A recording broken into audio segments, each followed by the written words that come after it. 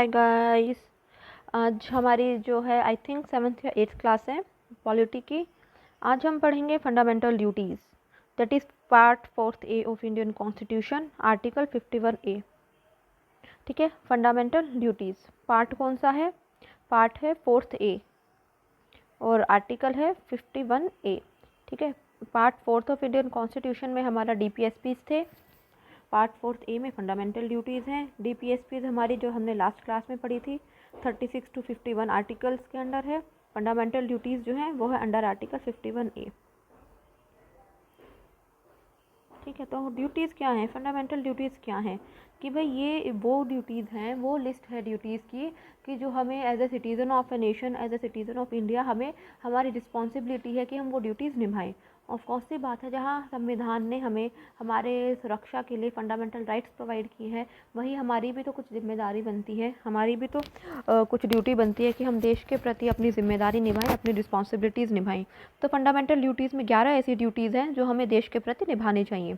ठीक है, ओके, तो स्टार्ट करते हैं। Though the rights and duties of citizens are correlative and inseparable, the original constitution contain only the fundamental rights and fundamental duties. पहली line बहुत important है कि राइट्स एंड ड्यूटीज़ जो होती हैं वो कोरिलेटिव होती हैं, कि मतलब एक दूसरे से रिलेटेड होती हैं, और इंसेपरेबल हैं, मतलब अलग अलग नहीं है। कुछ फंडामेंटल कमीज़ की जो फंडामेंटल ड्यूटीज़ की कमी है वो फंडामेंटल राइट्स पूरा कर देंगे, या फंडामेंटल राइट्स में कुछ कमी है वो फंडामेंटल ड्यूटीज़ पूरा कर देंगी। जब हमारा संविधान लागू हुआ था तब फंडामेंटल ड्यूटीज़ नहीं थी। इसको जो है 42nd कॉन्स्टिट्यूशनल अमेंडमेंट 1976 में हमारे संविधान में ऐड किया गया था। कौन से पार्ट में? पार्ट 4A, याद रखिएगा, और आर्टिकल 51A। ठीक है, 42nd कॉन्स्टिट्यूशनल अमेंडमेंट को मिनी कॉन्स्टिट्यूशन भी कहा जाता है, क्योंकि बहुत सारे हमारे चेंजेस हुए थे संविधान में इस कॉन्स्टिट्यूशन के तहत, इस अमेंडमेंट के तहत। तो 11 ड्यूटीज़ हैं जो हम as a citizen of India हमें निभानी चाहिए। ठीक है, तो किससे इंस्पायर्ड है? फॉरेन सोर्सेज में मैंने बताया था, USSR मतलब आज का जो रशिया है। तो देखते हैं, सरदार स्वर्ण सिंह कमेटी, फंडामेंटल ड्यूटीज़ से रिलेटेड एक कमेटी है जिसका नाम है स्वर्ण सिंह कमेटी। इस कमेटी की ही रिकमेंडेशन पे फंडामेंटल ड्यूटीज़ जो हैं वो ऐड हुई थी हमारे संविधान में। तो फंडामेंटल ड्यूटीज़ से रिलेटेड एक कमेटी है, सीधा एग्जाम में पूछा जाता है कि ये सरदार स्वर्ण सिंह कमेटी किससे रिलेटेड है, तो फंडामेंटल ड्यूटीज़ से रिलेटेड है। 1976 में कांग्रेस पार्टी की गवर्नमेंट थी। कौन थी प्राइम मिनिस्टर कौन थी? श्रीमती इंदिरा गांधी जी। तो उस टाइम हमारी फंडामेंटल ड्यूटीज़ ऐड हुई थी सरदार स्वर्ण सिंह कमेटी की रिकमेंडेशन पे। ठीक है, ओके, यहाँ कुछ नहीं है, बस ये। हाँ, अमेंडमेंट कौन सा था? अपना अमेंडमेंट था 42nd constitutional amendment 1976 part 4A article 51A। ठीक है, पहले 10 फंडामेंटल ड्यूटीज़ ऐड की गई थी इस संविधान से, फिर बाद में 2002 में एक और फंडामेंटल ड्यूटी ऐड कर दी गई, जैसे कि हमारा राइट टू एजुकेशन था आर्टिकल 21A में, उसी का जो स्ट्रक्चर है उठा के फंडामेंटल ड्यूटीज़ में डाल दिया था। ठीक है, तो 2002 में एक तो हमारा फंडामेंटल राइट ऐड हुआ था, राइट टू एजुकेशन, वहीं DPSPs भी ऐड हुई थी, वो राइट टू एजुकेशन वाली ही, और 2002 में ही हमारी एक और फंडामेंटल ड्यूटी ऐड हुई थी, राइट टू प्राइमरी एजुकेशन। ठीक है, याद रखिएगा 11 फंडामेंटल ड्यूटीज़ हैं, 10 जो थी वो ऐड हुई थी 42nd कॉन्स्टिट्यूशनल अमेंडमेंट के तहत, और 11वीं ऐड हुई थी 2002 में। वो अमेंडमेंट संशोधन का नाम मेरे को याद आ रहा है, पर 2002 में ऐड हुई थी, और सरदार स्वर्ण सिंह कमेटी की रिकमेंडेशन पे। जितने भी इंपॉर्टेंट अमेंडमेंट्स हैं वो लास्ट वाली क्लास में मैं बता दूंगी आपको। ठीक है, इसमें बस ये बताया गया इस वाली स्लाइड में कि सरदार स्वर्ण सिंह कमेटी ने कुछ और रिकमेंडेशंस दी थी, पर वो जो है सरकार ने नहीं मानी थी। बस ये याद रखने की ज़रूरत नहीं है कौन सी रिकमेंडेशन नहीं मानी थी, बस मेन जो है वो ये है कि लिस्ट ऑफ फंडामेंटल ड्यूटीज़ की कौन सी हैं, वो 11 फंडामेंटल ड्यूटीज़ यूँ की याद होनी चाहिए। एग्जाम में स्पेशली UPSC के प्री में पूछ लेते हैं कि इनमें से कौन सी फंडामेंटल ड्यूटी है, कौन सी नहीं है, 2-3 बार ये क्वेश्चन आया हुआ है। तो आर्टिकल 51A, ऐसा समझाने का कुछ नहीं है, बस याद रखना है 11 फंडामेंटल ड्यूटीज़, उससे रिलेटेड पार्ट, आर्टिकल, सरदार स्वर्ण सिंह कमेटी, कौन से नेशन से इंस्पायर है, कौन सा अमेंडमेंट है। ठीक है, कौन से आर्टिकल के अंडर आता है, कौन से पार्ट के अंडर आता है। तो मैं एक बार जो है बोल देती हूँ सारी फंडामेंटल ड्यूटीज़। पूरी ना भी याद रहे तो आपको मोटा मोटा याद होना चाहिए। To abide by the constitution and respects its ideals and institutions, कि भाई संविधान के दायरे में रहना है और संविधान के जो आइडियाज़ हैं, जो प्रिंसिपल्स हैं, उनकी इज़्ज़त करनी है, नेशनल फ्लैग की इज़्ज़त करनी है, नेशनल एंथम की इज़्ज़त करनी है। To cherish and follow the noble ideas that inspire the national struggle for freedom, कि भाई वो वाले प्रिंसिपल्स जिन्होंने जो हमारे नेशनल स्ट्रगल थे, जो हमारी आज़ादी की जो लड़ाई थी, उसके पीछे के प्रिंसिपल्स हमें फॉलो करने चाहिए। To uphold and protect the sovereignty, unity and integrity of India, कि भारत की अखंडता, एकता और इंटीग्रिटी को हमें प्रोटेक्ट करके रखना है। टू डिफेंड द कंट्री, भाई नेशन की जो है नेशन को प्रोटेक्ट करना है, रक्षा करनी है। और जब जब नेशनल सर्विस के लिए बुलाया जाएगा सरकार के द्वारा, सरकार की तरफ से हमें जाना पड़ेगा, हमें जाना चाहिए। To protect the harmonious spirit of common brotherhood amongst all the people of India, transcending religious, linguistic and regional or sexual diversities, and to renounce practice derogatory to the dignity of women, कि भाई यहाँ पे basically बात हो रही है brotherhood की। Simple सी बात है, मोटा मोटा याद रखिएगा। यहाँ पर 11 हैं तो उनको बेसिक, हर एक की जो बेसिक वो है याद होनी चाहिए, ठीक है। एक तो ब्रदरहुड की बात हो रही है और वुमेन को रिस्पेक्ट करने की बात हो रही है। To value and preserve the rich heritage of the country's composite culture, कि हमारे जो कंट्री का जो जो हेरिटेज है, जो कल्चर है, उसको प्रिजर्व करके रखना है। क्योंकि हमारी कंट्री का जो कल्चर है ना, इंडिया का कल्चर बहुत ज़्यादा यूनिक है, बहुत ज़्यादा अच्छा कल्चर है, ठीक है, बहुत यूनिक है, बहुत मैग्निफिसेंट कल्चर है। तो उसको प्रोटेक्ट करना हमारी जिम्मेदारी बनती है। To protect and improve the natural environment including forest, lakes, rivers and wild life, कि भाई नेचुरल एनवायरनमेंट जो है उसको प्रोटेक्ट करना है, ठीक है। ये वाला नेचुरल एनवायरनमेंट को लेके एक DPSPs भी था, लिबरल वाली, उसमें लिबरल जो हमने क्लासिफिकेशन पढ़ी थी ना, 3 टाइप की DPSPs थी, तो उसमें जो लिबरल वाली DPSPs थी उसमें भी हमें हमारे एनवायरनमेंट को प्रोटेक्ट करने की बात हो रही है। वहीं हमारे फंडामेंटल ड्यूटीज़ में भी एनवायरनमेंट को, वातावरण को प्रोटेक्ट करने की बात हो रही है। To develop scientific temper, humanism and spirit of inquiry and reform, कि भाई हमें जहाँ हमें अपने कल्चर को जो है प्रिजर्व करके रखना है, भाई हमें समय के साथ भी आगे बढ़ना है, तो हमें scientific temper, science and tech को लेके और इंक्वायरी की स्पिरिट होनी चाहिए, कि भाई यूँ नहीं कि किसी ने जो भी कह दिया हमने मान लिया, नहीं, उसके पीछे हमें थोड़े क्वेश्चन पूछने की आदत होनी चाहिए कि ऐसा क्यों है, ऐसा कैसे है, ठीक है। To safeguard public property and abjure violence, की जो पब्लिक प्रॉपर्टी होती है उसकी रक्षा करना और वायलेंस को अवॉइड करना। To strive towards excellence in all spheres of individual and collective activities, so that the nations constantly rise to the higher levels of endurance and achievement, कि भाई हमें हर तरह की हमें देश को ऐसे हमें ऐसे प्रयास करने चाहिए इंडिविजुअल लेवल पे और कलेक्टिव लेवल पे, कि हमारे देश की नई नई अचीवमेंट जो है वो बढ़े, ठीक है। हमारा देश नई नई चीज़ें, नई नई उपलब्धियाँ जो है वो अचीव करे।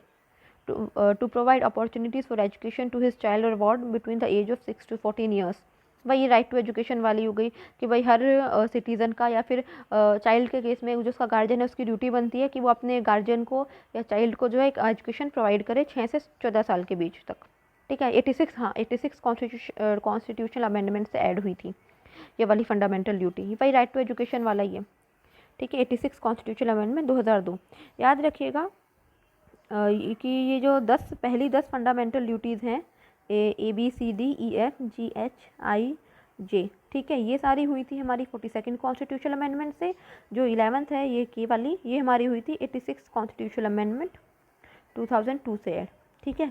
ये सारी 11 फंडामेंटल ड्यूटीज़ याद होनी चाहिए। जैसे कुछ बड़ी हैं, जैसे ये वाली टू स्ट्राइव टुवर्ड्स एक्सीलेंस वाली, या फिर ये वाली to provide harmonious spirit of common brotherhood, इनके बस आपको एक प्रिंसिपल याद होना चाहिए कि भाई हमें जो एक तो कलेक्टिव लेवल पे, या फिर कम्युनिटी लेवल पे और इंडिविजुअल लेवल पे ऐसा काम करना है, ऐसे काम करने चाहिए ताकि हमारा जो नेशन है वो नई नई उपलब्धियों को अचीव करे, और एक ब्रदरहुड वाला और विमेन की डिग्निटी को मेंटेन करने वाला, ठीक है।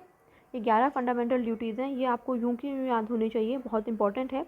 एग्जाम में सीधा पूछ लिया जाता है, 2-3 फंडामेंटल ड्यूटीज़ के या फिर 2-3 DSP का नाम दे देगा, DPSPs का, एक फंडामेंटल ड्यूटी ऐड कर देगा ऑप्शन में, तो पूछ लेगा कि कौन सी फंडामेंटल ड्यूटी जो है वो है, कौन सा ऑप्शन फंडामेंटल ड्यूटी का है। ये वाला प्री में 2-3 बार क्वेश्चन आया हुआ है UPSC के, तो याद रखिएगा, ठीक है। अब आते हैं फीचर्स क्या हैं हमारी फंडामेंटल ड्यूटीज़ के। जैसे हमने DPSPs के फीचर्स पढ़े थे, वैसे ही हमारे फंडामेंटल ड्यूटीज़ के कुछ फीचर्स हैं, वो हम अभी देख लेते हैं फीचर्स।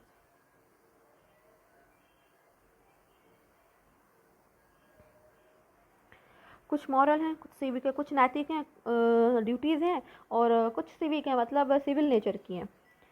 बस याद रखिए कौन सी मॉरल है कौन सी सिविक है वो याद रखने की ज़रूरत नहीं है, बट हाँ याद रखिएगा कि कुछ मॉरल है, कुछ नैतिक है, कुछ सिविल नेचर की है। They refers to such values which have been a part of Indian tradition, mythology, religious and practices. आप देखेंगे, आप जैसे जैसे फंडामेंटल ड्यूटीज़ पढ़ेंगे ना, आपको पता थोड़ा महसूस होने लग जाएगा कि वो वाली ड्यूटीज़ ऐड की गई हैं जो हमारे इंडियन ट्रेडिशन का पार्ट है, पीछे से हमारे जो ट्रेडिशन चलते आए हैं उनका पार्ट है, जो हमारे रिलीजियस प्रैक्टिसेस हैं उनका उनके जो कुछ कुछ गुण हैं उन फंडामेंटल ड्यूटीज़ में हैं। Unlike some of the fundamental rights which extend to all the persons whether citizen or foreigners, the fundamental duties are confined to citizens only। कि भाई जैसे हमारे कुछ फंडामेंटल राइट्स है ना 15, 16, 19, 29, 30, ये सिर्फ सिटीजन्स को थे, बाकी फंडामेंटल राइट्स हमारे सिटीजन्स एंड फॉरनर्स दोनों को थे, पर हमारी जो फंडामेंटल ड्यूटीज़ है वो सिर्फ सिटीजन्स के लिए अवेलेबल है, इसमें फॉरनर्स का कोई काम नहीं है। फॉरनर्स को ये वाली ड्यूटीज़ फॉलो करें या ना करें, पर हमें जो है सिटीजन्स जो है उनको फॉलो करनी पड़ेंगी, उनको करनी चाहिए। Like the directive principles, the fundamental duties are also non justiciable. कि भाई हम सीधा अगर हम कोई इंसान फंडामेंटल ड्यूटीज़ को फॉलो नहीं करता है, नहीं मानता है, तो उसके खिलाफ हम जो है कोर्ट में नहीं जा सकते। नॉन जस्टिसेबल का मीनिंग यही होता है। हमारे DPSPs भी नॉन जस्टिसेबल हैं, कल ही बताया था कि अगर डायरेक्टिव प्रिंसिपल्स का उल्लंघन होता है तो हम उसके अपील के लिए उसके खिलाफ कोर्ट जो है वो नहीं जा सकते, चाहे हाई कोर्ट हो, सुप्रीम कोर्ट हो, डिस्ट्रिक्ट कोर्ट हो।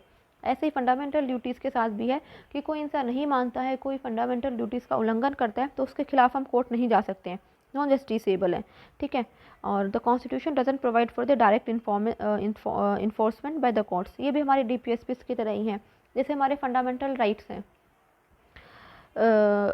फंडामेंटल राइट्स जो है वो हमारे जैसे संविधान ने लिख दिए फंडामेंटल राइट्स हैं, तो उनको लागू करने के लिए संविधान को कोई पर्टिकुलर लॉ लाने की ज़रूरत नहीं है कि किसी कानून के बेसिस पे या फिर कोई कानून लाएगी हमारी संसद या फिर हमारा जो स्टेट लेजिस्लेचर है वो पहले कोई कानून बनाएगा, कानून में फंडामेंटल राइट्स मेंशन करेगा, फिर हमारे फंडामेंटल राइट्स जो हैं वो लागू होंगे। ऐसा नहीं है, एक बार संविधान ने लिख दिए तो वो सीधे सीधे लागू हो जाते हैं। और वैसे ही हमारी फंडामेंटल ड्यूटीज़ जो है उनके साथ उल्टा है कि अगर हमें फंडामेंटल ड्यूटीज़ को लागू कराना है तो उसके लिए पार्लियामेंट को या फिर स्टेट लेजिस्लेचर को कोई एक पर्टिकुलर कानून लाना पड़ेगा। डायरेक्टिव प्रिंसिपल्स की तरह ही डायरेक्टिव प्रिंसिपल्स में भी यही केस है कि उनको इन्फोर्स कराने के लिए, उनको लागू कराने के लिए हमारी संसद को या फिर लेजिस्लेचर को जो है स्टेट की, उनको एक कानून जो है वो लाना पड़ेगा। वही parliament is free to enforce them by suitable legislation कि मैं सीधी सीधी इन्फोर्स नहीं हो जाएंगे, किसी पर्टिकुलर लॉ के तहत ही लेजिस्लेशन किसी पर्टिकुलर लॉ के तहत ही हमें लागू होंगी। और there is no legal section against their violation कि भाई अगर कोई वायलेट करता है फंडामेंटल ड्यूटीज़ का तो हम कोई लीगल एक्शन जो है वो नहीं ले सकते, उसके खिलाफ कोई कानूनी कार्रवाई नहीं कर सकते। जैसे फंडामेंटल राइट्स में हम कानूनी कार्रवाई कर सकते थे ना, कोर्ट जा सकते थे, या फंडामेंटल ड्यूटीज़ में नहीं है। ऐसे ही डायरेक्टिव प्रिंसिपल्स में था, उनके खिलाफ भी कोई लीगल एक्शन नहीं है अगर कोई वायलेट करता है तो, ठीक है। अब है सिग्निफिकेंस के क्या इंपॉर्टेंस है, क्यों हमारे संविधान ने फंडामेंटल ड्यूटीज़ जो है वो ऐड की है हमारे पार्ट 4A में। पहला तो ये है कि they serve as a reminder to the citizens that while enjoying their rights they should also be conscious of the duties they owe to their country. भाई सिंपल सी बात है कि भाई हाँ, जहाँ संविधान जो है हमें फंडामेंटल राइट्स प्रोवाइड करता है हमारी सुरक्षा के लिए, वहीं हमारी भी कुछ जिम्मेदारी बनती है कि देश के प्रति जो हमारी रिस्पॉन्सिबिलिटीज़ हैं, जो ड्यूटीज़ हैं वो फॉलो करें, वो निभाएं। तो ये एक रिमाइंडर है कि भाई ये वाली ड्यूटीज़ जो है तुम्हें फॉलो करनी चाहिए as a citizen. They serve as a warning against the anti national and anti social activities कि भाई ठीक है, एंटी वार्निंग है कि भाई कोई एंटी नेशनल नहीं होगा, कोई एंटी सोशल नहीं होगा, कि हमारी नेशनल फ्लैग को जैसे बर्न नहीं करेगा, पब्लिक प्रॉपर्टी को डिस्ट्रॉय नहीं करना, या एंटी सोशल एक्टिविटीज़ के खिलाफ वार्निंग है कि भाई फिर सरकार एक्शन ले सकती है। सोर्स ऑफ इंस्पिरेशन है कि भाई discipline like commitment among them कि भाई ऑफकोर्स सी बात है कि थोड़ा डिसिप्लिन आएगा, ड्यूटीज़ फॉलो करेंगे तो they help the court in examining and determining the constitutional validity of law कि भाई जैसे फंडामेंटल राइट्स हैं, डायरेक्टिव प्रिंसिपल्स है, वो कॉन्स्टिट्यूशनल वैलिडिटी ऑफ लॉ को जानने में हेल्प करते हैं। वैसे फंडामेंटल ड्यूटीज़ है कि भाई हमारी संसद ने, हमारी स्टेट लेजिस्लेचर ने कोई कानून बनाया है, वो संविधान के हिसाब से बनाया है या नहीं बनाया है, ठीक है।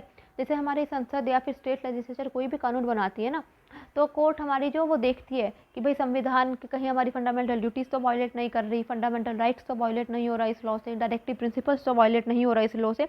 इस वाली वर्ड का कॉन्स्टिट्यूशनल वैलिडिटी ऑफ लॉ का मतलब है कि हमारे संविधान के हिसाब से ये सब चीज़ें हो रही है ना, जो जो प्रोविजंस हमारे संविधान में लिखे हैं, जो जो आर्टिकल्स हमारे संविधान में लिखे हैं, कोई किसी भी आर्टिकल को वायलेट तो नहीं कर रहा है ये पर्टिकुलर लॉ। ये मीनिंग होता है कॉन्स्टिट्यूशनल वैलिडिटी ऑफ लॉ का।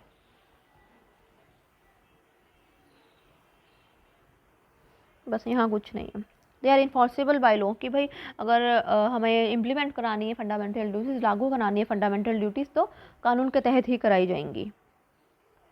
और पार्लियामेंट जो है, पार्लियामेंट याद रखिएगा यहाँ स्टेट लेजिस्लेचर नहीं है, पार्लियामेंट है सेंटर का लेजिस्लेचर। हमारी संसद जो है वो पेनल्टी लगा सकती है, पनिशमेंट लगा सकती है कोई अगर फंडामेंटल ड्यूटीज़ को फॉलो नहीं करता है, तो वो पनिशमेंट और पेनल्टी भी लॉ के तहत ही लगाएगी। ठीक है, पर्टिकुलर लॉ बनाना पड़ेगा पेनल्टी और पनिशमेंट बताने के लिए, फिर हमारी जो है वो पनिशमेंट और पेनल्टी लागू होगी। ये हमारा आज का लेक्चर वैसे यहीं ख़त्म होता है। फंडामेंटल ड्यूटीज़ बहुत इंपॉर्टेंट है, छोटा सा चैप्टर है ये, पर इम्पॉर्टेंट बहुत है। 11 फंडामेंटल ड्यूटीज़ है, यूँ क्यों याद होनी चाहिए। सीधा सीधा क्वेश्चन पूछ लिया जाता है। Fundamental rights, DPSPs and fundamental duties के बीच का बेसिक डिफरेंस याद होना चाहिए, और कौन से पार्ट के अंडर आते हैं, कौन सा आर्टिकल है, कौन सा संशोधन था, कौन से देश से इंस्पायर किया गया, और कौन सी कमेटी है, सरदार स्वर्ण सिंह कमेटी। कभी कभी ये भी पूछ लेते हैं कि कौन प्राइम मिनिस्टर था इंडिया का, तो आपको एक बार प्राइम मिनिस्टर की लिस्ट भी याद होनी चाहिए, वो भी मैं प्रोवाइड करवा दूंगी जब हम प्राइम मिनिस्टर वाला चैप्टर पढ़ेंगे। तो चैप्टर के साथ साथ मैं आपको एक इंडिया के जो जितने भी प्राइम मिनिस्टर्स हैं उनके टेन्योर के साथ उसकी लिस्ट प्रोवाइड करवा दूंगी। ठीक है, तो हमारा आज का लेक्चर जो है वो यहीं ख़त्म होता है। Thank you so much.